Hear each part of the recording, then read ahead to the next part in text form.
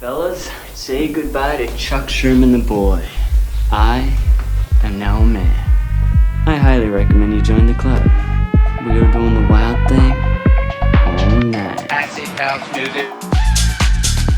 Hey, what's up, everybody? This is Sherm. Sherman, I cooked all this food. Is that all you gonna eat? General Sherman realized and understood the importance of house music. So, do you know anything about techno? No. Listen. Get it on. Yo, what's going on, everybody? Welcome back to another brand new episode of Sherm In The Booth. I'm, of course, your host, Sherm. Today is Wednesday, November 27th, 2019. This is episode 91091 of Sherm In The Booth. We're getting closer and closer to 100, but there's no time to slow down now. I am so excited about this episode's featured guest. He is a DJ producer that's going worldwide, and his name is Gianni Blu. Gianni Blu, ladies and gentlemen, I don't care how you gotta remember this name. Get it tattooed on your forehead, make it your computer background, put it in your damn Rolodex if that's what you got. He is on fire right now and is only picking up more steam. He's fresh off a set at EDC Orlando. He smashed the Corona Electric Beach stage. He's getting his tracks played by likes of Diplo. He's at releases on Spinnin records, and this is only the beginning for Gianni. But let me tell you, I loved getting into the weeds of his whole story. He'll tell you it best himself that success does not happen overnight. It's incredible to talk about his story, his upbringing, his musical influences, what he's up to in the studio these days, and of course his goals for the future. Now remember, if you guys are listening on Spotify, iTunes Podcast, or SoundCloud, make sure to go check this out on YouTube. Search Sherm In The Booth. You can see how beautiful Gianni Blu is. He is an incredible guy, and I'm so thankful that he made time to come on the show. So without further ado, guys, let's get into it right now. Episode 91 with the homie Gianni Blu. Hell yeah. Well, here we are, episode 91. I got the main man who's fucking hot right now. I'm going to go ahead and say probably the hottest upcoming DJ in Chicago. I mean, you passed upcoming to me, but I'm here with Gianni Blu. I appreciate that, my brother. I appreciate that. Dude. Got a salute for that one. Congratulations to you on all your success that you've had. I mean, especially recently. Let's just kick it off. EDC Orlando. What a crowd. I just got back today, by the way. Just got back today. Landed at 10 a.m. Yeah, I took a nap and I said, no matter what, I'm coming to see my boy Sherm today. It was on the calendar. All right. I said, we're going. I love that, man. And it's so humbling that, you followed me and gave me a shout out after the Win and Woo episode. It means a lot, man. Because like we were just talking about before we went on air, you do this shit for so long without anybody really even saying anything. And you're like, it's easy to doubt yourself. It's easy to want to stop. And there's this stigma, and I'm not going to say it's in Chicago. Yeah. But there's this stigma between people who can't reach a certain level where they feel like they can't show love to people. Right? And you need So to show true. love to get love. Yeah. And you can't get jealous of anybody's success or anybody who's doing better or worse than you. You just got to be like, look, I like what you're doing. Right. I want to support it. If you want to do the same, I appreciate it. But people who don't want to share other people's stuff just because they get in their emotions about their own materials, like, come on now, grow up, man.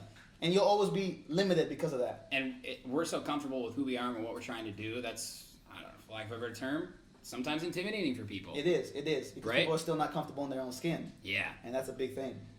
Being able to express myself through this podcast and through the music I make and my DJ sets, I mean, I see you do it, man. You wear your heart on your sleeve. Man, I try to, man. I feel like it's your upbringing, though. Could be a little bit. Yeah. Because people always say I'm a little more extrovert normally, but I would say it's my upbringing, Yeah. Being Italian, having, family in the Caribbean and Haitian, we're naturally more extrovert, more, outgoing with either this fashion or language or whatever it is. So, Of course. And naturally, I would say, wear my heart on my sleeve. I have a natural confidence with everything I try and do, Yeah, of course, man. I mean, I've been following you actually. Honestly, I'm a big fan. I've been following you for like 3 or 4 years. You remember when we met? At this. When I went to DM you, I saw a message from 2 years earlier. Yeah! We met at That's awesome. It was Social 25. Yeah. I remember. Random as hell. I was with my boy Flynn. Shout out Flynnino. And I go, dude, that's Gianni Blu right there. He goes, we gotta introduce ourselves. I go, we gotta introduce ourselves. And you were so humble and so cool, man. Man, bro. I think we took a shot of tequila. We did. And then it's funny because I was the one DM you sent me. I said, "What's up, bro? Great meeting you." Yeah. And then I DM you next. I'm like, "Yo, I just heard you interview my boys, Win and Woo." Yeah. I'm like, "Let's do it. Let's set something up." I love that, man. That's how it's supposed to be. It doesn't always go like that, but I wish it did more often. That's why sometimes timing is just everything. You can't fight it. When the energy connects, it connects right away. I love it, man. I love your energy. And ever since I saw you DJ for the first time, I think you were supporting somebody at the Mid, RIP. First club, Let me tell you a story. Yeah. First club I ever snuck into in the world with a fake ID. First club, 18 years old. Yeah. Fake Florida ID. It was for a show with Bondax. Nice. And funny how life goes around 2-3 years later. I ended up playing with them and chilling with them for hours. Nice. But first show I ever snuck into was Bondax, and then first club I ever played was the Mid. Wow. So rest in peace to the Mid. Yeah, man. You played there a lot, though. Oh, I played there a lot, like at least 20, 30 times. 20, 30 times at the Mid. Yeah. Is that one of your favorite venues you've ever played at? Yeah, for sure. I mean, the sound was incredible. Oh, man. The energy was always super high. It got better, like, when all the management changed and everything. That's a fact. I had Phi over and then Mike Lang, and, dude, it just was like... Just this raw, welcoming experience there, just the talent they would have. And I think it would have still been open, but that neighborhood just, 100%. It got an influx of money and construction. Yeah. I mean, they're putting like a 70-floor building there now, so Seriously. It's not going to compete with a 2-floor and club. like a Rascal Flats restaurant. You know what I mean? It's not going to compete. That's the hottest neighborhood in Chicago right now. It's the West Loop, Randolph Street area. I mean, listen, they got bought out, and this Radius project is going down, though. I'm excited to see what it is. I'm not 100% sure exactly. You know more about it than me, maybe? It's like it's going to be a club venue. I don't know. That's the thing. They've made They haven't really said it yet. Very, like, what is this? But it looks dope. It looks dope. I follow them on Instagram. It looks dope. Me too. You're going to be playing there. You're just sly. Look at you. You're probably you're the headliner for opening night. Come on, we're going to make it happen. Got to. Bro. My God. Anyway, so how was EDC Orlando, man? Man, it was one of those things where it's like you work all those years to like have that one day where you're like, okay, this is what I did all this bullshit for, and sorry for swearing. Go through That's all okay. I those, worked hard for the explicitity. You know what I mean? Go all those years through the ups and downs, Yep. and the slight depression, and is this Yeah. going to be real? Yeah. You have one day like that, you see 3,000-4,000 people in the crowd, just What was your set time? 4 to 5. That's prime. And 4 to 5. It was sunsetting when I finished my set. So if you look at some of the content, it's like that golden light. I mean, it was magical, man. That crowd was huge. It was magical, man. And I did. So let me tell you. Yeah. I went out there. I was thinking, what can I do for this set to not only stand apart from everybody else, but to leave an impact. Yeah. So I had this idea, right? And I had this idea. I was looking at different performers, right? Like you have the Major Lazer who runs into the crowd. Can't do that yet because you need more production. You have the Steve Aoki who throws cake. Right. But I'm like, let me find something more unique for myself to do. I said, how about I throw some money into the crowd? Let me find something a little different. Yeah. But I had this idea, so I had a couple girls sit with me, and we were like, okay, we're gonna write at Gianni Blu. Oh. On $500 bills. All right. Front and back. So right there's a little effort. Took 2-3 hours to get done. Yeah, shit. So anyways, so I go into the set. Yeah. I have 2 segments where I throw 250 at one point, 250 at one point. Throw the money into the crowd. I'm like, I'm gonna get all these followers. I'm gonna maximize this set. People are never gonna forget this because they're gonna be like, yo, It's this money. dude was throwing money in the crowd. Money. They're gonna dude take was it. throwing money in the crowd. Yeah. And I'm like, look at this. It's not only gonna be the people who grab the money who are gonna add me. Yep. That money's gonna have to be buy a drink. Oh my God. Buy a t-shirt. And then that person's gonna be like, at Gianni Blu. And then that guy's gonna give it to somebody else, at Gianni Blu. Yo, in that one weekend, I went up like 1,300 followers. No shit. Best marketing idea ever. This is copyrighted by me. Copyrighted. All you out there, no. For real. But it was like genius idea, man. Wow. Like, you should have seen the hype, right? You seen when I started. I thought you were just throwing money. People were going crazy, but I'm like, I'm gonna put at Gianni Blu on every dollar bill. Wow. So it really means something then, right? And that's no fake followers, man. That's people that feel connected to you from that experience, and then kind of like that's not a business card. You know, it's like the business It's card not was like something like, whatever. oh, I might save People my like, yo, wallet. this dude was throwing money. Yeah. You'll remember the whole weekend. You probably saw maybe big, you saw way bigger DJs, but you never gonna forget this dude was throwing money in the crowd. Dude, that's something special. You know, I did not know you did that. And that was only like, you could see it on the. I saw the money, but I didn't know Instagram. you had Gianni Blu on. Oh there. yeah, you can't see that. Yeah. That's genius. And though. then I got, the next 2-3 days, everybody's like reposting when they get home. Oh. I found you or whatever, and I'm reposting all this. Wow. All these dollar bills. Holy shit. But it's just, just something to be different. Yeah. Just something to find a way to make an impression, right? Because you're on a Absolutely. stage like that where you're dealing with all A-level artists, where all the sets are hot, right? All the sets to a certain degree are hot. Right. But what are you going to do to make an impression? Yeah. That when you leave that weekend, Yeah. on Wednesday that next week, they're thinking, okay, that was hot. How Let do me you see what else. differentiate yourself? Exactly. You make people remember. And I've you. tried to always find different ways to do that, but I'm like, this is my biggest stage I've played at thus far. Let me do something that's going to differentiate everything. Holy shit. Wow. Props to you on that. That's genius marketing. And I thought about a bunch of different things, but when that one came across my mind, I'm like, that's the one. Yeah, I mean, it seemed like the crowd was connected with you, though.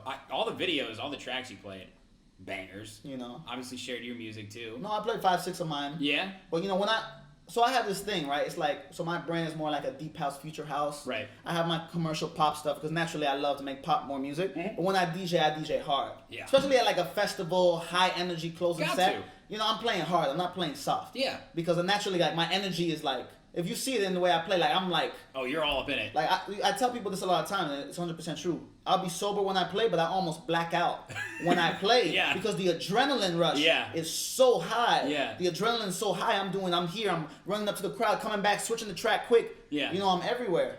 God. But it's like, You feel it. I feel it in my, And you keep chasing that down to feeling my like toes. you got that. You're Oh. like, now what's next? You got to. I kind of feel the energy off you right now. Got to, man. Got I to. This feel is the thing I love the something. most in the world, man. Yeah. This is nothing I like to talk about more, nothing I believe in more. And the things you love. You know? Well, let's get started with the story up until that moment. I'm here, tell me. So you were born in Chicago. You told me before. Born in Chicago. Tell us Downtown more. Chicago. Downtown Not Chicago. suburb Chicago. Just have to Okay. clear that. Thank you. Downtown Chicago. appreciate like that. 5 minutes from where we are right now. We can't disclose the location. But we'll put it like this. Okay. I can see the Sears Tower. Yeah. I can see the Sears Tower. So we in the downtown area. Yes. Okay. We're not too far from your original home. We're not too So far. you're a Chicago guy, but you've got roots from all over, man. You said Roots from all over. Venezuelan and So Haitian and Italian. Both my parents' family were born in Italy. Okay. My mom's family migrated from Italy to Haiti Okay. during the war. Okay. She grew up in Haiti, so I speak Creole and French. Wow. My dad's family grew up in Italy, Mhm. moved to Venezuela. He grew up in Venezuela. They both were first immigrants, and they moved to Miami. Wow. And that's where they met each other, and eventually moved to Chicago. So I'm the firstborn of my family in the U.S. You got brothers and sisters too? I do. I have a younger sister, Wow. How old is she? 17, Okay. and she's talented as hell at music. Yeah. Also. Oh Yeah. shit. You gonna collab with her? Yeah, we've actually done. So I have a song, All I Want to Do. Uh-huh. The first song I sang was Spinnin. Yeah. On the drop, that's her voice that I vocal Oh, chopped. really? Yeah. Nice. Yeah. Ah, it runs in the family. You know. Hell yeah. Well, when did music get introduced in your life, even before electronic music? No, it wasn't electronic music at first. So Yeah. I was 7 or 8 years old. My mom put me in Suzuki violin. Nice. So all my Hell yeah. all my music knowledge and music, learning keys and notes and understanding music Mhm. came from the violin. Wow. So I did that for about 6 or 7 years. Mhm. And then when I was in middle school, I started playing percussion. I started playing drums. Mhm. So right there, I had the music theory. I had the percussion. When I was in high school, I joined my concert choir, and I started singing and learning about the voice and vocals as a whole. So all this was little stepping stones to learning every aspect of what I would end up doing, which was Right. being a producer. Right. Because on some of my songs, like Secret Lover, that's my vocals on it. Yeah. Mixed with my boy D Lyles. On some other vocals, it's all me. On some vocals, it's multiple other people. But I didn't know that. everything has. I thought it definitely everything you were falls into incorporating your place. vocals. Oh yeah. Like my song All I Want to Do, I had Yeah. one night, I'll give you just an example, right? Yeah. I made the beat in like 10 minutes. The sketch of the beat, Sure. just the Skeleton, the gotcha. skeleton, right? Yeah. And then, it's late at night, I'm drinking a little wine. I start freestyling because I Yeah. grew up on, and we'll go back to this. I Yeah. grew up on the hip hop in Chicago. Right. So at first I was also rapping. So that helped me to learn how to kind of just get ideas out very fast. Yeah, yeah, yeah. And that's how I approach music. I approach music like I can't just sit down with the beat 30 minutes and just listen to rap. The first idea, it has to be right there. Yeah, Within yeah, a yeah. minute, I have to have an idea. Yeah. So I was just freestyling ideas, and the whole hook I had down in like 2-3 minutes. And I'm like, yo, this is special, this one. Oh, don't you love when that happens? Yeah, and then, of course, then it takes, another 30 hours to develop the whole song, get the vocals tuned perfectly. Yeah, of the course. beat. But the initial idea, which is the most important creation part of it, Right. was in minutes. Wow. So when did you actually start producing, or did you DJ first? No, it was always producing first. So now let's go back now. Yeah, yeah, yeah. So we'll go back. Around 13 years old, Yeah. 12 or 13, Yeah. I had gotten GarageBand. Okay. And then we had gone to the Apple Store one year. And this is when music equipment was new, so it was super expensive. We had bought like a $400 or $500, it was for Christmas gift, an M Right. Audio keyboard Yeah. and GarageBand, Bose headphones. Oh man. And I remember the first night I got it, I made a track in GarageBand with just the samples, with everything. Mm-hmm. Yep. Played it for my mom. She's like, "You just made that? No way." I'm like, "Yeah, no, I just made all this." So I had this love for like a year or so from 12 to 13. Yeah. But then I kind of put the toys aside. Right. Because I was. It's hard to know what you want to do. I was playing soccer though from 5 to 15, like Right. religiously, 5 days a week, travel soccer, traveling on What position planes. were you? Forward, left wing, Oh, of course. left footed. Score. You Yes, baby. Fucking put him in the back of the You net. put him in the back of the net. That was my thing. I wasn't the fastest sprinter, but like my leg was like the accuracy thing. Oh, all right. Everybody had their thing. For sure. So I put it down for a couple years, but then I came back to it around when kind of hip hop was popping up around, let's say, the Soulja Boy era. Yep. I found FL Studio, which I hate when people call it Fruity Loops. It's called Fruity Loops also. Yeah. The #1 production software that makes the most hits worldwide, by the way. That's true. So I found FL Studio around 15 because at first I was using GarageBand and Logic, but I couldn't find my workflow with those. It's tough. It was almost too clean. Yeah. FL Studio came like the room is messy, Yeah. but you know instantaneously that you can go get the shoes over there, the wallets here. Right. You don't have to go see which drawer you moved it in. Yeah. If you get the analogy. Yeah, absolutely. So I found FL Studio and I started looking at. I learned music on YouTube, how to produce on YouTube. YouTube University. YouTube University. Yeah, baby. So I was just watching YouTube videos and I started learning how to do FL Studio. And that's where I felt like, okay, this can be something. And like at first, I made like 200, 300, 400 beats within a year or 2 years, I'm 15, 16 at the time, you know, man. It's crappy beats, but like you're getting somewhere. You're having fun. I'm learning how to make the song. Were you doing this with anybody, or is this all on your own? No, it's really all on my own. Wow. All on my own. Yeah. So 15, 16, I'm learning music. I'm still doing concert choir and whatever. Right. And I'm putting some tracks out, some rap tracks, some hip hop beats out. And they get a little, throughout my high school, people are seeing it, people are listening. Right. But then I keep progressing a little bit. At 18, I get accepted to Marquette University in Wisconsin. At this time too, it's like I'm following, I got good grades, I'm following education, right. make my family proud, Yeah. whatever. And okay, I go to business school.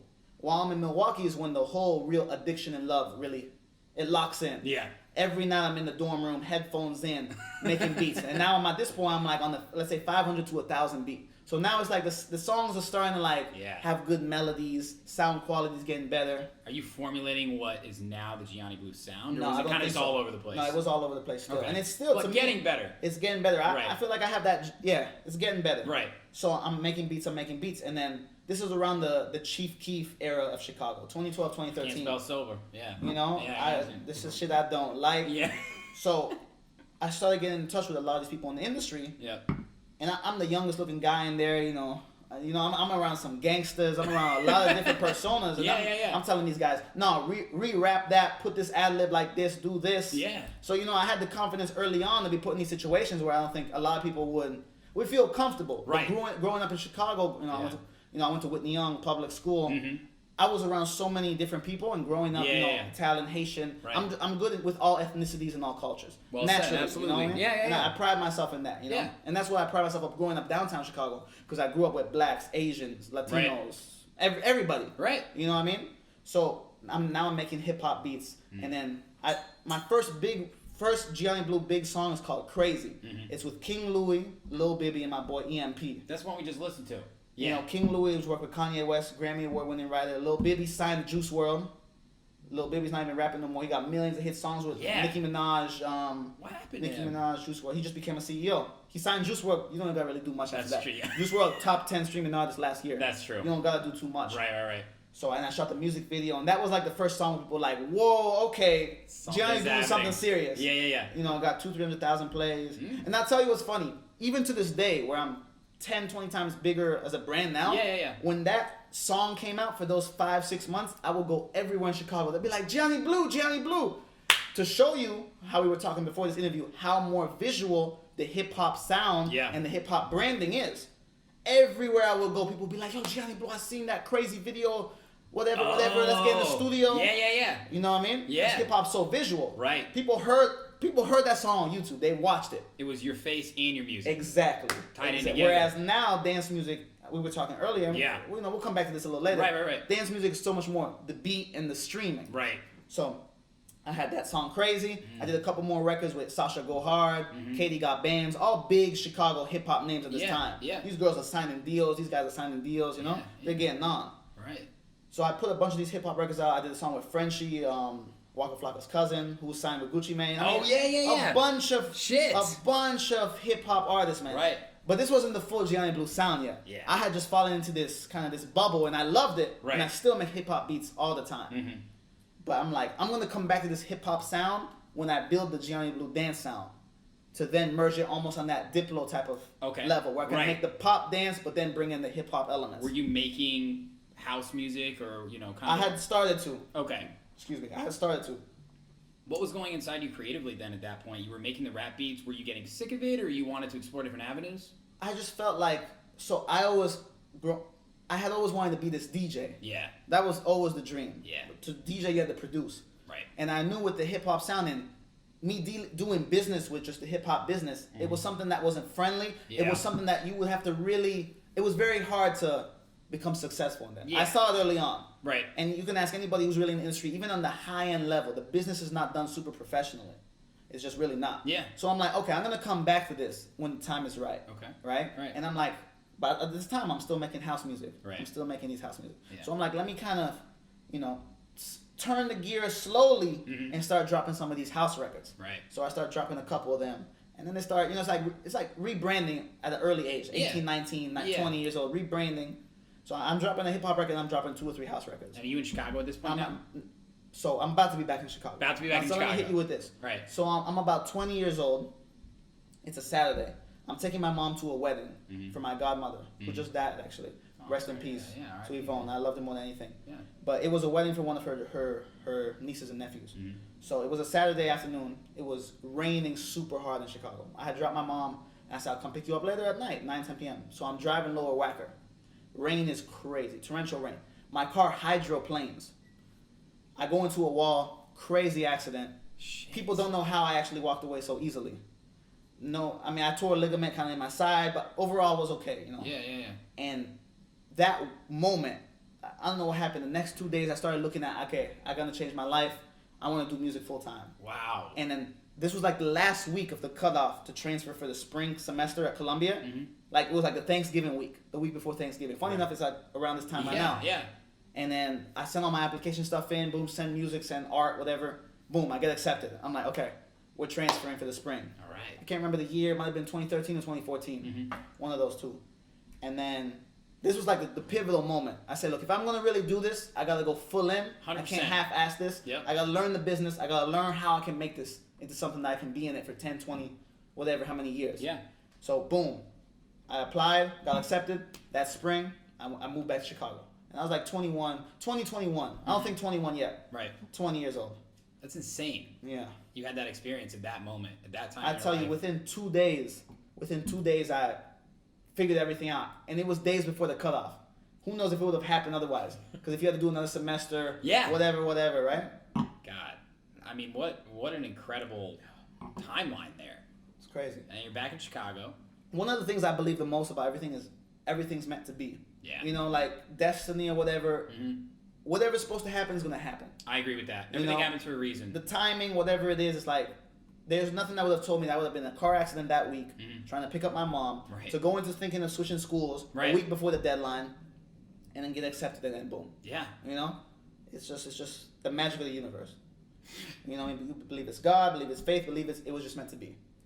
Right? That's honestly, for whatever anyone believes in, things happen for a reason. I believe it more than anything. I believe that so much, and that's why you just got to go one day at a time, plan ahead, work hard. But know that like everything can change and appreciate those changes. You gotta appreciate day to day also. Yeah, so true. Especially in what we do, we're thinking about we got 10 shows, 20 shows on the calendar. Yeah. But you gotta also appreciate that night and that moment. Absolutely. And the little things also, because you start getting this thing where it's like, okay, 5 years ago I wanted to get this accomplishment. When I got it, I'm already thinking 10 steps ahead now. Yeah. But you gotta also take a step back and say, I appreciate this, because I remember 5 years before I couldn't get these shows or I couldn't get the music to these people, and now it's like nothing.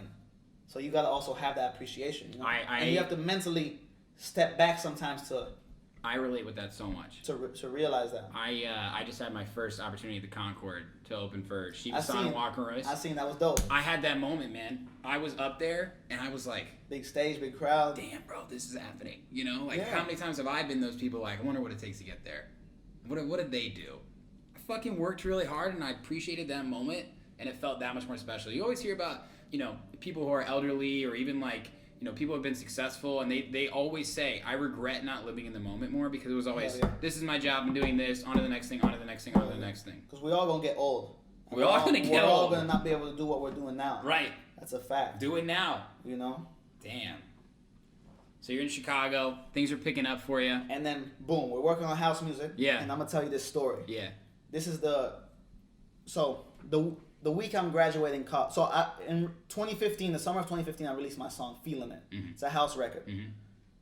It's cool. It does a good momentum at first. Yeah. Let's say 8, 9 months go by. Right. The week I'm graduating college, it's May 2016 now. I remember the date. I remember I go to church with my mom because grew up Catholic. Your mom's a lucky charm. In one way or another. I'll circle back because she also gave me the idea for Right Amount of Wrong, which became my biggest song ever to this day. Okay. But I'll circle back with that. So I go to church with my mom, May 2016, let's say May 10th to 20th, around that day. Yeah. And I remember I said a prayer. I said, God, if this is really what I'm supposed to do, show me a sign. Give me a sign that says I should put everything in. Because now I'm like 7 years in. Right. 7 years in, and I haven't had nothing like, show me something that is like it's serious. So this is like on a Monday. Mm-hmm. On Wednesday, I wake up, and this is like early Spotify analytics. Yeah. Early. Like not even they're going to have a Spotify analytics. So you're going to your Spotify page and clicking about. I go on the Spotify page, and I'm like, I went up 48,000 monthly listeners in one night. I'm like, what? How? And I'm like, okay, I look at the track, and I see my song, which was maybe at 50, 60,000 streams. Mm-hmm. Now it's at 250,000 streams. One night. What the fuck? And I click about, and I'm like, whoa, it's in the US Viral 50. And at first I'm like, what is this? So I go look, I'm like, damn, it's the most viral songs in the United States right now.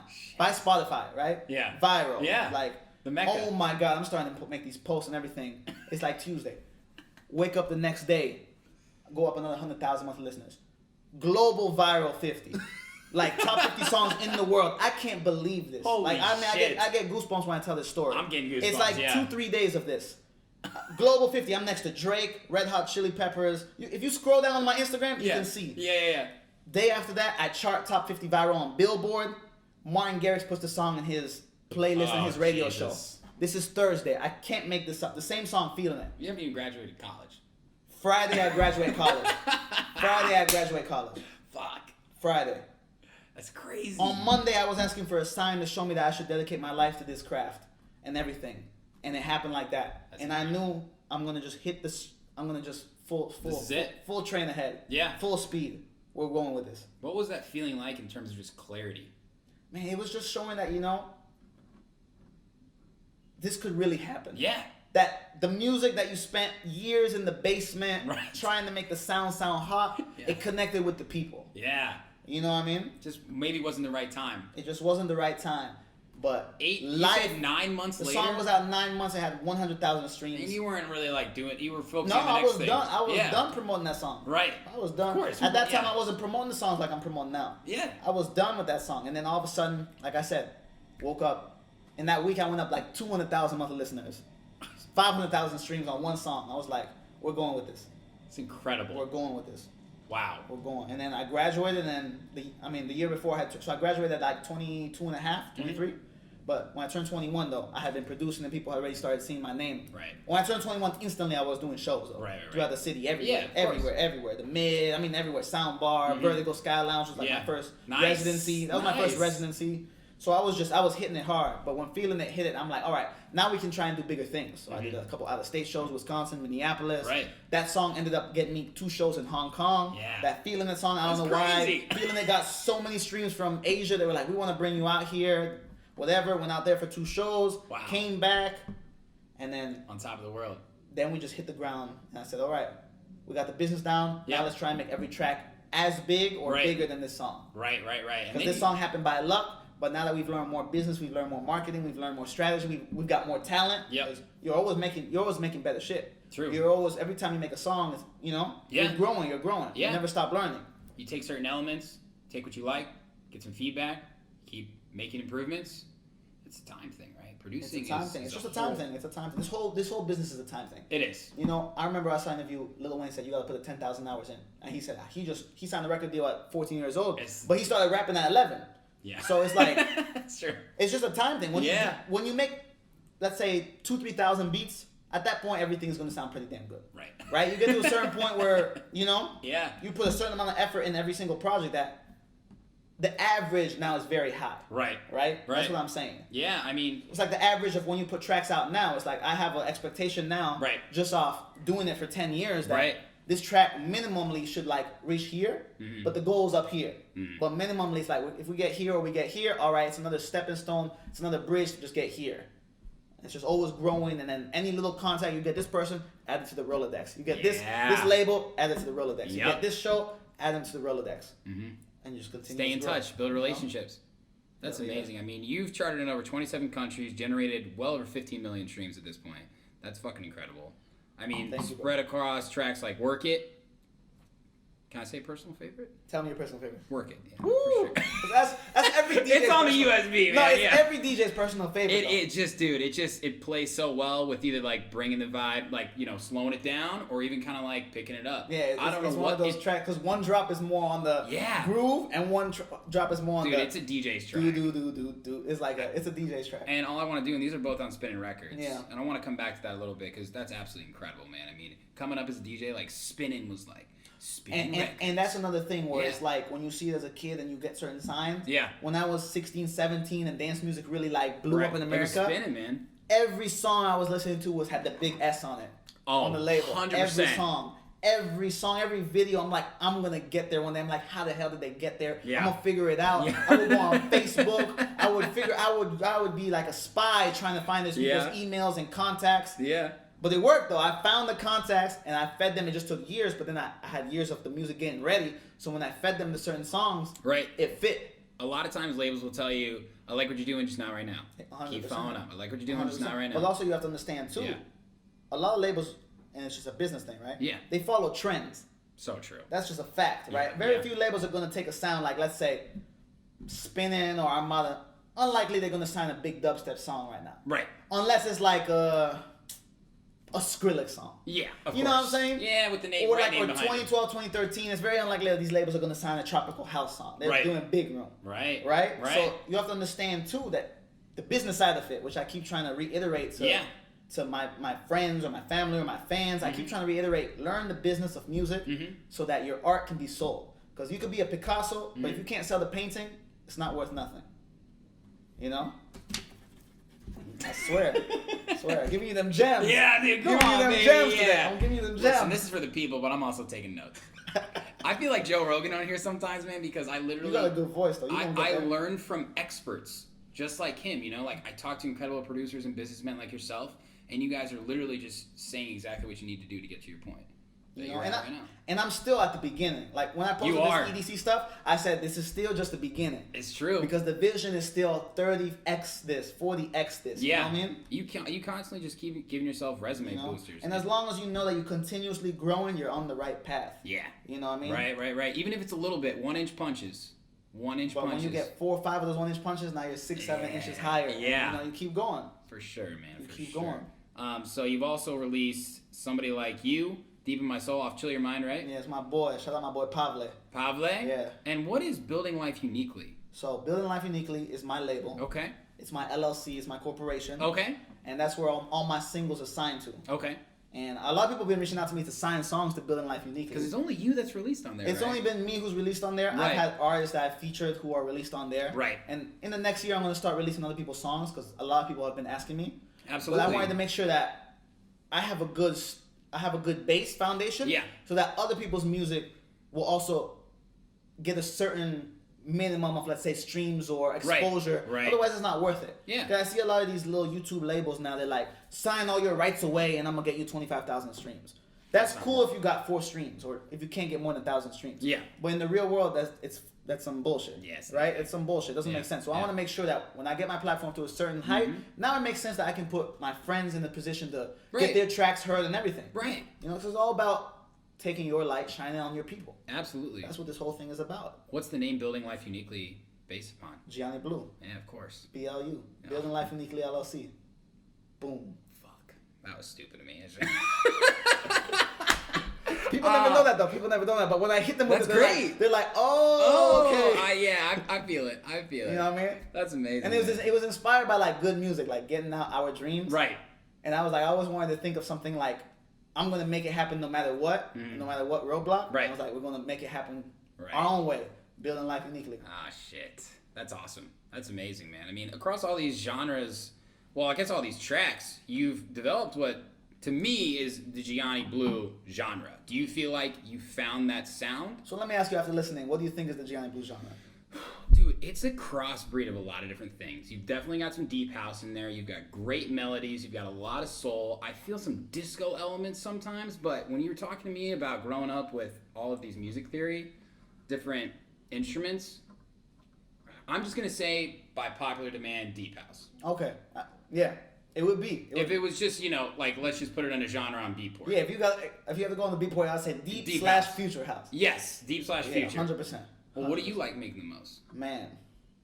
Because you have future, you have deep. What comes the easiest for me is probably the deep house, future house. Right. But what a lot of people don't know too is I'm writing 95% of all the lyrics on every song also. Really? Really. I'm writing all the beats and I'm writing the vocals. And a lot of times I'm the one demoing my own vocals on the track, and I'll have my artists or whatever, my boy D. Lyles, whoever it is, different girls, they'll take it to the next level. Right.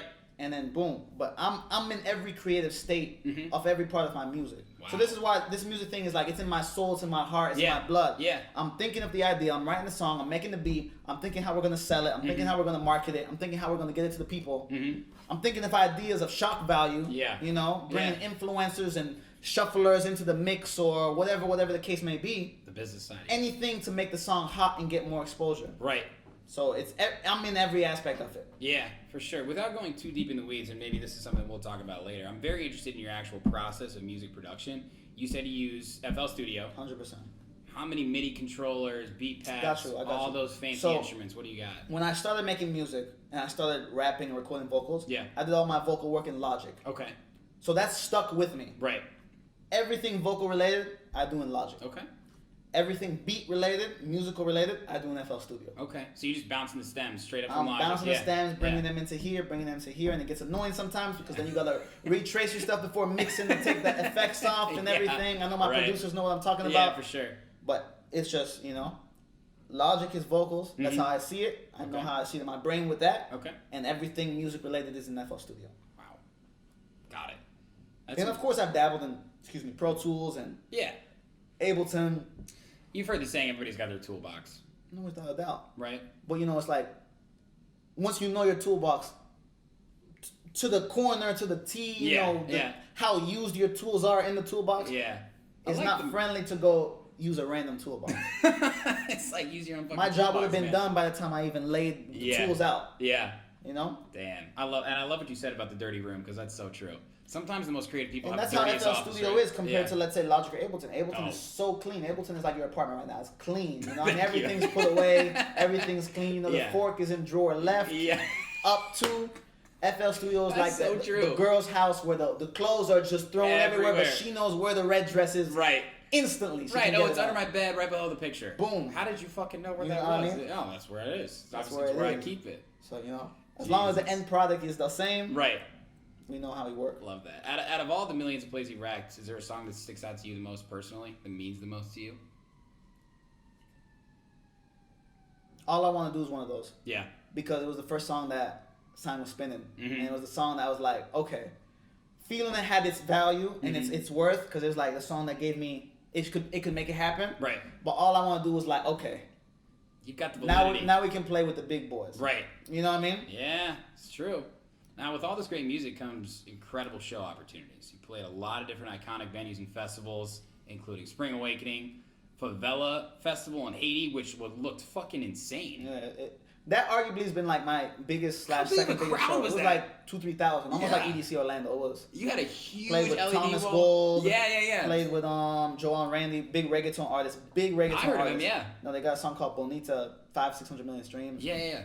Played with my boy Serrani, Jamaican artist, who I ended up becoming real good friends with. Yeah. And we've made 3-4 records together. He has a song called No Games, has like 100 million streams. Really? Promise you, if you heard the song right now, you would know the song. Okay. Damn. And that festival was game changing too. For sure. And then that's great exposure for you. Without a doubt. So was building, capturing the content, using it, leveraging it for more opportunity. Amen, man. EDC Repeat. Repeat. Everybody listening, please listen a little bit more, because this guy's spitting fucking knowledge. It's true, man. I mean, and then of course the club circuit, the Mid again, RIP, played at Prison plenty of times. You're playing with Jonas Blue? Yeah, Black Wednesday. That's dope. Gianni Blu, Jonas Blue. Yeah, that's sick. That's awesome. It's gonna be dope. Yeah, that's gonna be great for you. That's a great show too. That's a huge night in Chicago. Oh yeah, it's like I never understood why people want to wake up so hungover on Thanksgiving, but that night is like the party capital night. All it's these years bigger than New Year's. I swear it is. Black Wednesday is like the biggest holiday. People are like, we're going hard tonight. I don't really get it either. I'm like, you're gonna wake up at 3 p.m. You gotta be at Thanksgiving at 4 p.m. Yeah, and you're like, one eye's lower than the other. You can't even eat. you shaking and you know. Your mom's like, so good to see you. What's wrong with you? It's like, you know. Yeah. I don't really get it. It's a Midwest thing. Really. It's a Midwest thing. No, it's a hardcore Midwest. It's a hardcore Midwest thing. Yeah, we go fucking on Black Wednesday, blackout And Wednesday. you wake up on Thursday, you gotta drive to the suburb. You know? know? Only Midwest people want to black out. No. Well, I'm not gonna lie to you, that's kind of factual. Yeah. that's kind of like, factual. Like, everybody else is like, if we black out, we black out. But like, Midwest is like, we going hard. Yo, pregame, 2.5 hours long. Where are we going after that? Damn. Make it to the club, 20 minutes, calling the Uber back home already. Uber Eats on the way. Uber Eats doesn't even get answered because you're already asleep at the house when the guy's knocking on the door. Yeah, like the girls that call for pizza and they sleep through it. Exactly. It's a lot of sad pizza, man. A lot of pizza. Where all those pizzas go? The drivers take it home. That's where it goes. Oh my god. Well, out of all those shows, do any of them stick out to you as a favorite? I mean, obviously the most recent one was huge. I mean, EDC Orlando sticks out. Yeah. Spring Awakening this year sticks out. Yeah. Like, was that at Electric? That was in the Glow? Yeah, Beach. right. That Haiti one sticks out. Yeah. Going to Hong Kong sticks out. Because that was early on. Yeah. That was early on. What was the crowd like there? They wanted the big room EDM type of house. Yeah. Yeah. Yo, you know, Asia to this date right now is still one of the biggest markets for dance music. It's true. One of the biggest markets. They pay the most. They love it the most. Mm-hmm. I mean, when you see some of these Euro DJs, like at Prism or at like venues like this, you got to notice the crowd. And you got, you know, I try and focus and study everything. Right. When you hear like let's say a bass jackers come to town, the crowd is full with Asians. Right. Right? Because these people love the hard sound. They do. They love the hard sound. When you see a Sam Felt come, let's say it's more like a, you know, white girl type of poppy vibe, which it's all good. Yeah. It's all good, but you gotta notice these certain elements. But Asia brings the most DJs to their country for the last 10 years. And the market is still the biggest. It's the most fucking people there. It's the most people there, and they love the hard sound. They love it. When I mean hard, I mean, you know, just high energy, if it's bass house, electro house, hard style, drop, trap, mash up, drop. No musicality, just They like to party. They like to party. Yeah, you know, Japanese people fucking sleep on the street and then go to work the next day. Yeah, they like. That doesn't make sense to me. They go harder than the Midwest. They like to party. Oh no, they go harder than everybody that I've seen. They go harder than everybody. That's so true, man. But I want to go into a little more of the business as well. You've got incredible branding, amazing social media presence. We manage a few artists as well. And one thing that you do so well that I try and emulate myself is really, really show your personality. Whatever it might be, in your music videos, in your stories, in your Instagram videos, your pictures. I feel like I know you without even meeting you in person for, you know, if I'm just somebody. I appreciate that. And right? I'll circle back with you on that point that we were talking with you and your manager about before we started right. recording, is that when I first started music, the first industry I was in was hip-hop and the urban sound and the urban industry. And everything is so visual that I try to bring that visual element to the way I do dance music. Yeah. So I said, I'm going to be in my music videos. I'm going to be singing and rapping on my songs. Right. I'm going to just be part of everything. Yeah. You know? I feel like with the one thing about social I'm going to make fun of myself because I see so many people they're to. so uptight Yep. that they have this image. They say they can't, you know, make you laugh or whatever. It's like, this is the entertainment business. Right. To a certain extent. We're making art. We're making people get emotional. But we're at the end of the day, we're entertaining. We're having fun. We're having fun. Yeah. If I can't make you cry and laugh, I'm not doing my job right. Yeah, you have to be able to do both of those things. Right. Like when I have people have written me, I have this song called Alive. It's probably one of my most heartfelt songs. I had one or two girls write me like, oh my God, they felt depressed. Like this song really helped them feel better. That was some of the most touching emotion I've gotten from feedback from people musically. I love that. But also I've had some little funny little meme type videos where, you know, people are dying laughing saying I'm a comedian. Yeah. So it's like you have to have both those worlds, right. I think, to truly be in the entertainment field, you know? I agree. I feel like in social media, there's what people follow the most or engage with the most is the 1%. And that 1% is either the people who are so real, you know, these comedians, these, you know, let's just say the modern day Viners. 100%. Or the Dan Bilzerians or the Instagram models because they're so interested in a life they don't know or 100%. They're so interested in a life that's relatable to them in a funny way. Exactly. It's those three things. It's the life that they can't have. Yeah. The life that they really want. Yep. The people they really want. Right. Or what they feel is normal. Yeah. And when comedians joke about their normality, that's why those comedians get so far. It's because they're just like us. Exactly. They just got the balls to stand up on stage and talk about their life in a personal way. Yeah. It's all about being relatable, right? It's true, man. It's true. It's all about being able to, like you said, the content makes you think that before you met me, you knew me. Right. That's what it's all about. And that's how you connect with your biggest artists. Yeah. Because most people, let's say, have never met Diplo. Yeah. But you can tell by the content and by his personality and seeing him so many times, he's a funny guy. He's a cool guy. He gets it. He gets it. He fucking gets it, man. I mean, how do you stay in touch with your fans, though? I mean, like for instance, with the EDC Orlando, you got the dollar bills. You've got a great following. You're verified on Instagram. I mean, you're a personality. It's one thing to do all those things. It's another thing to follow through with your fans. Answer tweets, DMs. You can reach me no matter what if you hit me 2 or 3 times. Unless I'm not trying to respond to you and you did something to me. You got a lot of random people hitting you up then? All the time. But I respond to everybody. People send me tracks all the time and I listen to all the tracks. I'll give you feedback. Really? I'll give you a good paragraph feedback. I'll just say it's not for me right now to collab. Right. I like the way you did the melody progression. Work on your mixing. Yeah. Blah, blah, blah. Yeah. That's impressive. I mean... Because I was that person 5 years ago and I'm still that person trying to reach out to... Right.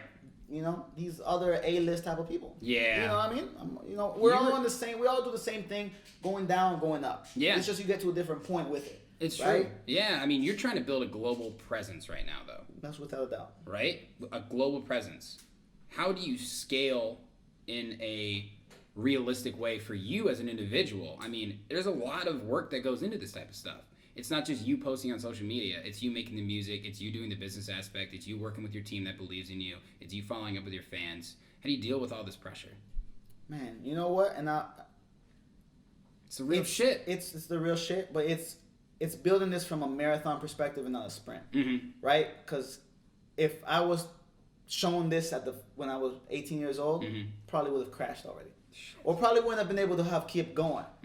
But because every year a little more happens, you get a little more pressure. Yeah. Then the next year you get a little more pressure, a little more happening. That's the athlete in you, though, right? It's the athlete in you, right? It's understanding you still train every day. Right. You still go to the gym every day. Right. But like, you get to a point where when you know this is your life and this dedication, whatever roadblock comes, you gotta just say, all right, we're gonna switch the tire and keep going. Right. But we're gonna get you fresher rims and the car gonna go faster now. It's somebody's passing you a through ball, and you're gonna fucking beat that defender to it, exactly, right? 100%. Do you feel like a little bit of being raised as an athlete or playing sports has given you the competitive edge against other people to work harder? It's given me the competitive edge. I would say more so with the repetition. Okay. To continuously do it. Practice makes perfect. That's more so what I would say the athlete in me Right. is that, all right, you guys are not coming to the gym every day. I'm coming to the gym every day. Yeah. I might not be the hottest in the gym every day. Yeah. But me coming to the gym every day in 2, 3, 4, 5, 6 weeks is going to bring a product that now is going to be better. And then I'm going to repeat that. I strongly believe in that, right? Like, I have the mentality that somebody else is going to do it if I don't. 100%. And everybody's doing everything now with the internet.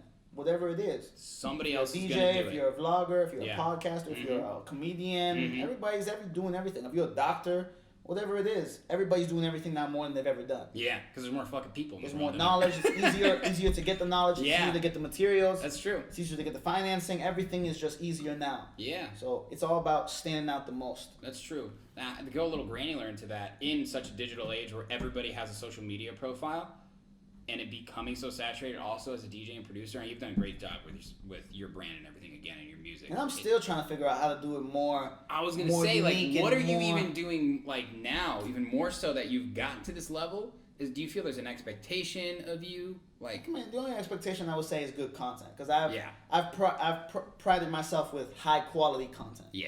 You know what I mean? I spend my money to make sure my content looks like it's the content from the top 20 DJs in the world. It looks like it. You know what I mean? It really does, man. I've prided myself with that. I mean, I've spent my money on that. What people have to understand too, and I think a lot of DJs, especially, I'm not gonna say Chicago, but people who are not getting to where they want, is like, I invest a large percentage of all the money I make right back into myself. You have to. I invest a large percent, over 50, 60%, all right back into the Gianni Blu business. Content, bigger singers, better engineers, bigger, whatever it is. You know what I mean? Yeah. Everything. It's true.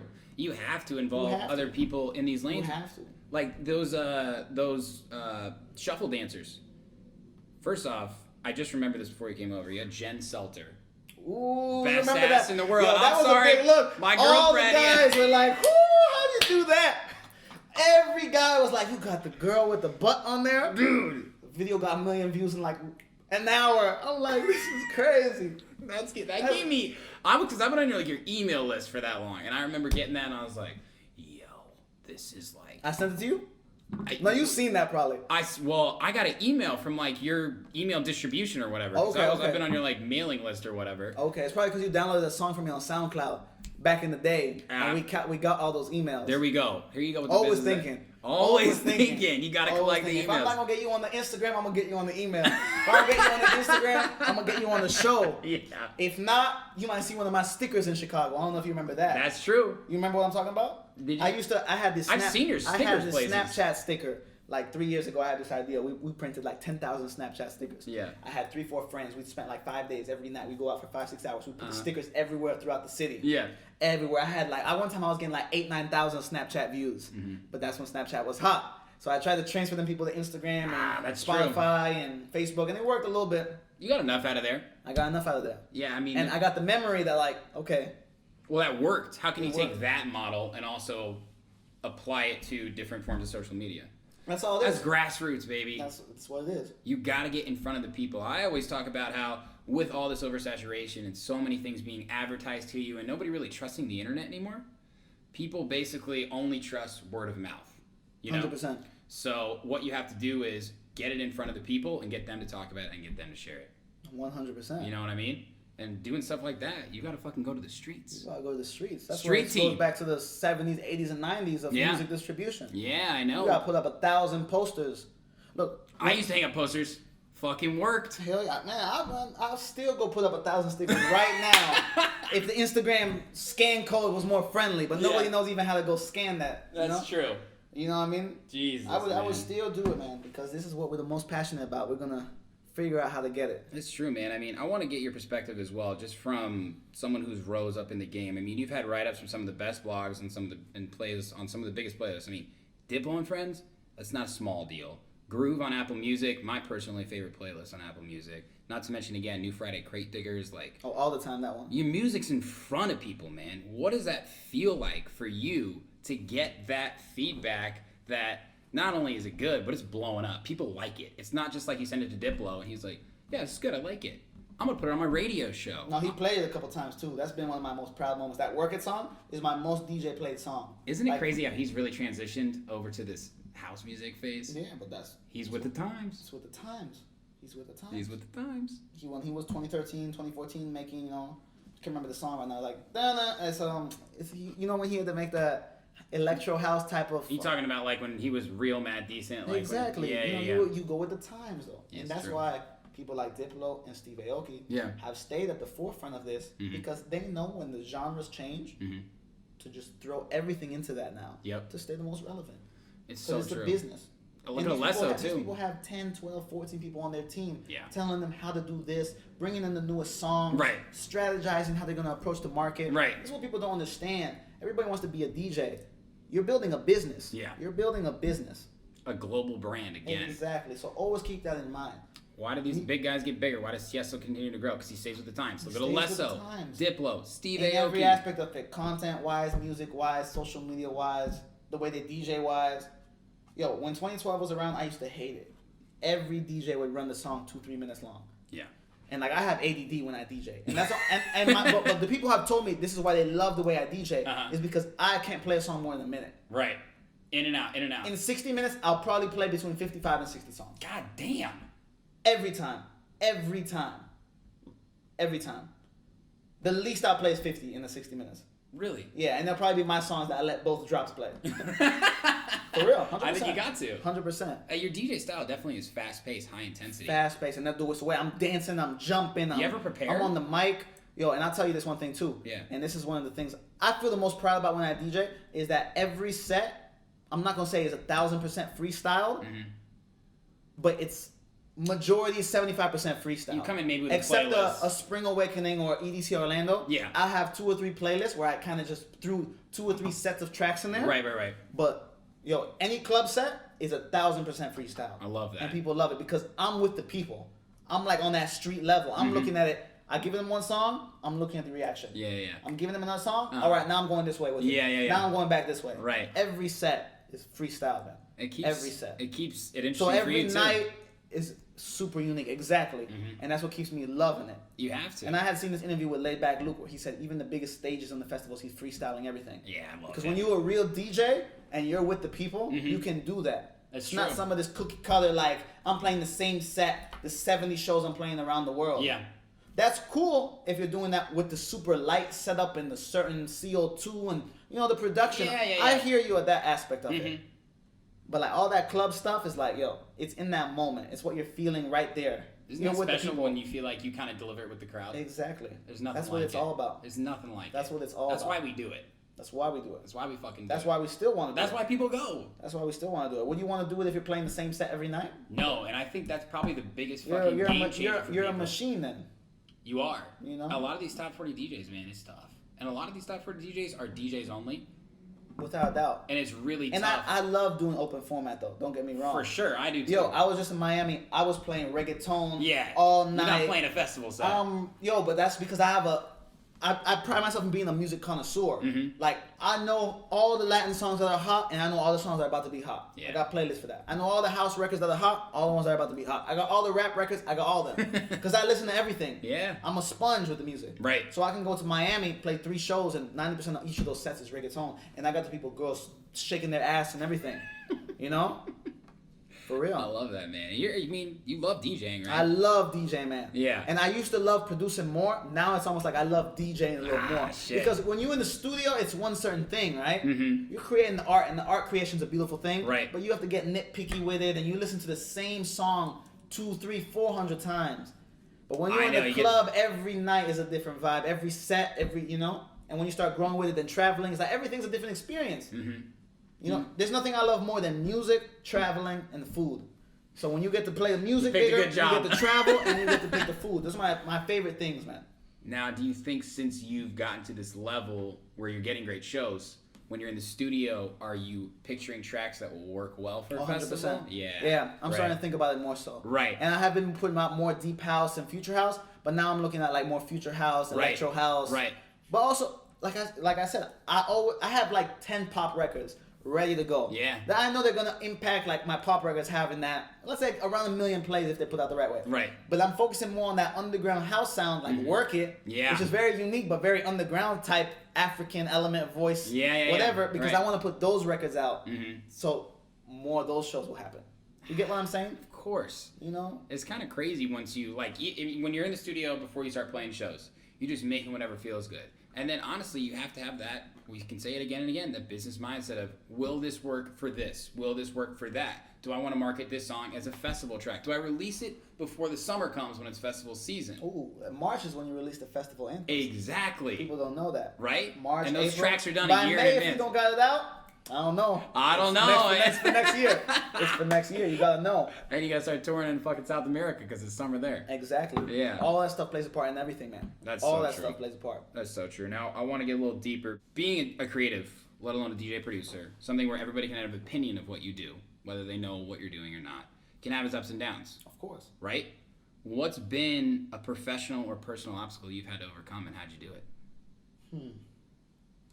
You got a great support system with your family, obviously, right? They've been there for you. For sure. At first, you got to show them that, A, this is what you want to do. Right. And B, you know how to make it a business, which I keep always reiterating because, when you come from a different background like I came from, an immigrant background. Yeah. You got to show them how you're going to make it a business to make money. Did you have to do a PowerPoint presentation? Man, I used to Pretty much. When I was at Columbia, I was making PowerPoint presentations. I would always raise my hand first to make a statement in the class. You were a great student. I would. I was a great student, man. Especially when I started studying what I was passionate about. I loved coming to class. Yeah. I loved coming to class. I love that. But I'll tell you the obstacle. Yeah.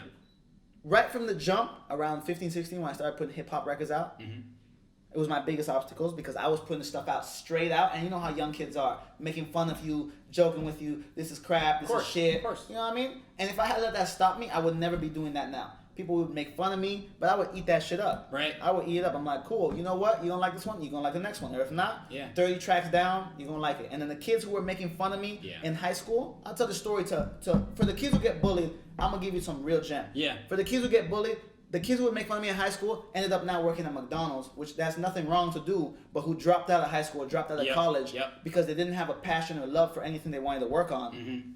They're the ones asking me for guest lists now, and oh, you so hot now. Let me help you do this, blah blah blah. They're the ones who are talking about you, know saying, what I mean? knew this so guy. So never let nobody bring you down. Yeah. Because the only person who's going to bring you down is yourself. Only you're going to stop what you can do. I love that. You know what I mean? And if you let this fucking phone impact your mind state too much, yeah. this is This is supposed to make you money. Yeah. This is supposed to make you grow. Yeah. This is not supposed to make you depressed. Yeah. When it's making you depressed, put it to the side. I'm telling you. It's as simple as that. It's as simple as that. Believe in yourself so much that failure is not even in your mind anymore. You gotta just believe that you're the best. And you gotta work like you're the best. Yeah. Because you could believe it and not work. It doesn't do nothing then. It's true. So true, man. I love that. Now, something I love asking people, especially people of your stature who grew up in the past decade with so many different music genres changing. Like I said, the rise of big room, like you said, progressive, trap, Flosstradamus' time, and then it was the rhythm, and then it was whatever the hell was going on after that. I don't even know what that genre was. Now, it's house. Oh, yeah. What do you think the next decade holds, though? I think the next 2 to 3 years are going to be house-oriented. Yeah. Kind of underground house, clubby. Warehousey stuff. Warehousey, like, you know, shake your ass, lights flashing type of house. I like that. From there, I don't think nobody knows. Yeah. I think it's going to go back pop. Like it did in 2015 with Chainsmokers. Yeah. Everything is cyclical. True. Look, there hasn't been too much dance pop recently. No. The last year or 2 years. Let's have the house underground. Yep. Excuse me, and it's going to go back to pop, I think. Yeah, I agree with that. You do see these big acts, the Chainsmokers, Millennium, all those types of guys, right? They blow up, but then those kids grow up and they want a little something more. Of course. Right? They want a little something more. I always use my brother as an example. I went to DJ one of his college frat parties like 3 years ago or something. I came ready to go thinking, okay, what's the top 40? What's the hottest song on iTunes or whatever? I go in and I put a request list over there. Mala, Chami, Confessions, Deep House. I'm like, you gotta be fucking kidding me. Let's go. Dude, I got music for this. But they want a little more. Of course. Right? And now these days too, with how speaker systems are and festivals and club setups, dude, people want that fucking bass. You get it the most. You need the bass. You need the bass. Sometimes you don't even hear the high end, but you need the bass. You don't even hear the high end. That's so true. I play some shows, man. I can't even barely hear the words. All you hear is zzz, zzz, zzz, zzz, zzz. As long as you got the beat, though. As long as you got the beat, shit. There's a fine line, man. There's a fine line. I agree with that. I think a live aspect is going to come to play a lot more. Whether it be with live singers, whether it be with live instruments. Gorgon City is a big inspiration for me. I think they do a great job of live house music, let's just call it. I saw them play. They do this, live tour. Odessa is a good example as well. They're really, really popular because they do bridge the gap of pop, also indie, alternative, house. Well, that's what made the Chainsmokers take it to the next level. That's true. Because they had the hits. Right. But then they said, all right, hold up. We're a band now. Yeah. They put the guy to pretend to play the piano and hit the drums, which I bet now he's doing it for real. Right. Then they got the guy with the drums with the fire. I mean, it's a production. He's now. rock star, modern rock stars. You a rock band now. Though. Yeah. You know what I mean? When you're at the United States, you a rock band. You need to have the image because no DJs are playing at that level. This isn't Kygo. He's playing the real actual concert. Piano, symphonic piano at the shows with the solos. Right. Bringing out the singers. No, for sure. I think it is a good thing though because guys like that are paving the way for DJs too. It kind of gives. I mean, like you said, your parents probably were like, and my parents were like, "Is there money in this industry?" Of course, because these days, yes. I mean, I would say the biggest music genres in the world are hip hop, pop, dance music. Yeah, it's true. Because look at this, and it's unfortunate because there was so much art in it. But like, if you're a rock band nowadays, and you got 6 people, and you're taking a $200 gig, it's rough. It's rough, but that's how rough, it is, right? And then for you to even get that one gig, it's at a venue, which is hard tickets. Whereas our genre is more so soft ticket based. So you can play 4 or 5 shows in a week. Right. And then your brain gets hot, and now you're going to different cities, and you don't need a whole production. You can even travel by yourself or with one person. Yeah. Your headphones and a USB and a laptop. It's true. There's a lot less barrier to entry. You got some of the biggest guys that are coming up in the world started on a laptop. That's it. Still are on a laptop. Or still are on a laptop. That's their toolbox. They'll go into that big studio, $1 million studio. put the laptop on the mixer. That's so true. You got a mouse pad? Put the mouse pad over here. Sounds like you've been in this situation. Oh yeah, I've seen it. I put my laptop on there too. My shit sound hot though. I love that, when man. they come out those speakers, that's all that matters. Right. Oh my god, that's awesome, man. Well, what's next for you in 2020 then? Coming on to a new year. 2020, we're planning a lot more out-of-state shows. Okay. Midwest, East Coast, West Coast. Yeah. We already got some in the works. Yeah. And then more festivals. Of course. And then more high-energy music. I'll give you that. I'm going to start at the top of the year. I'm not going to say how the song's going to come out, but just wait for this song called Baby Just Dance. Oh, shit. That's good. Big energy. But it's in the club and the festival, same time. Ah, God, you're being smart with the release. It's going to get some tension. And if you've been seeing, too, I've been dropping a lot of remixes to my own songs. Yeah, you have. To create the hype and continuous growth. Fucking Cascade over here. You know what I mean? And just, you know what I mean? Our Yeah. remix might get even more streams than the original. Because it just start keep thinking. Whatever your name Because is. you got to keep feeding the people. That's true. You know what I mean? You can feed them 10 songs. If they stream everyone a certain amount, it's like you had one hit. You just got to keep feeding them. Got to keep feeding them. Every day. I look at it right now, I'm trying to feed them once a month. As long as I feed you once a month, my name's relevant, you're looking for the new stuff, and eventually I want to move faster. But when you get bigger, you can move faster. Because now you have the infrastructure. Right. Like, let's say I see these guys, Steve Aoki and Rehab, they put one song out a week. Yeah. But you have that infrastructure where, you know, They can. they can. Yeah, the budgets that they can.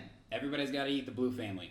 You know? Right? 100%. I love that, man. Well, I want to acknowledge you one more time for all your success. I got a lot of respect for you. You make this shit tangible from a local Chicago DJ to a big Chicago DJ.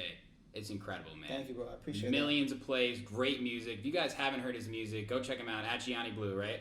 On every platform, at Gianni Blu, GIANNIBLU. This businessman couldn't make it easier for you. Couldn't make it easier. You man. couldn't I make thought it out easier through. for you, man. As soon as I see a new app, even if I'm never going to use it, I'm going to go make my username. Instantly. Have a spreadsheet where I know I'm on these apps that they even ancient now. You got that shit I just trademarked? made sure. Yeah. And I got my name trademarked, of course course. you do. Of course. You're gonna get your whole. You're gonna get like a wax figure of yourself, trademark. You're gonna be at Madame Tussauds, bro. Man, you gotta just, bro. You gotta think like that, bro. Because everything's about the consumer finding you the easiest way. Yeah, that's all it's about. That's so true. It's all about convenience, man. That's the modern day. Well, again, man, this has been fucking awesome. Yo, thank you for having me, bro. Absolutely. Shout Cheers out my boy brother. Sherm. Yeah. Hey, go Gianni we're Blu, gonna do man. this again next year. Absolutely, man.